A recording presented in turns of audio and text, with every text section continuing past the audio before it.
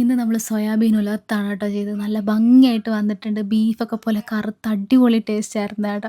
അപ്പോൾ നമുക്ക് ആദ്യം തന്നെ ഒരു പാത്രത്തിൽ കുറച്ച് മഞ്ഞൾപ്പൊടി, കുരുമുളക് പൊടി, ഉപ്പൊക്കെ ഇട്ടിട്ട് തിളയ്ക്കാൻ വെക്കാം. തിളച്ച് കഴിഞ്ഞ് സോയാബീൻ അതിനകത്തിട്ടിട്ട് വേവിക്കാം.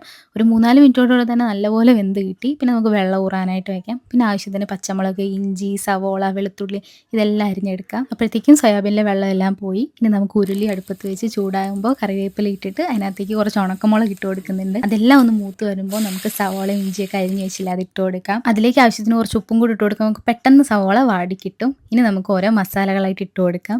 നന്നായിട്ട് വാടിക്കഴിഞ്ഞിട്ട് ഇട്ടാൽ മതി. തീ ഒന്ന് കുറച്ച് വെച്ചിട്ട് കുറച്ച് മഞ്ഞൾപ്പൊടി, കുരുമുളക് പൊടി, മല്ലിപ്പൊടി, ഗരം മസാല ഇതെല്ലാം ഇട്ട് കൊടുക്കുന്നുണ്ട്. കുരുമുളക് ആവശ്യത്തിന് ഇട്ടാൽ മതി കേട്ടോ. അവരവരുടെ എരിവിനനുസരിച്ച് ഇട്ട് കൊടുക്കുക. ഞാനിവിടെ കുരുമുളക് പൊടി നല്ലപോലെ ഇട്ടതുകൊണ്ട് മുളക് പൊടി വളരെ കുറച്ചേ ചേർത്തിട്ടുള്ളൂ. അത് എല്ലാവരുടെ ഇഷ്ടത്തിനനുസരിച്ച് ചേർത്താൽ മതി. ഇനി നമുക്കിതിൻ്റെ പച്ചമണം മാറുന്നവരെ ഈ പൊടികളെല്ലാം ഒന്ന് ഇളക്കി അതിലേക്ക് നമുക്ക് ഈ സോയാബീനും കൂടെ ചേർത്തിട്ട് ഒന്ന് ഇളക്കി യോജിപ്പിക്കാം. പിന്നെ നമുക്കൊരു പാൻ എടുത്തിട്ട് അതിനകത്ത് കുറച്ച് തേങ്ങാക്കൊത്ത് വറുത്തെടുക്കണം. നല്ല ടേസ്റ്റാണ്. ഒരു ബീഫൊക്കെ വറുക്കുമ്പോൾ നമ്മൾ തേങ്ങാക്കൊത്ത് ഇടത്തില്ല, അതുപോലത്തെ ഒരു ടേസ്റ്റാണ് കേട്ടോ. പാനിലേക്ക് എണ്ണ ഒഴിച്ചിട്ട് തേങ്ങാക്കൊത്ത് ഒന്ന് മൂപ്പിച്ചെടുക്കുക.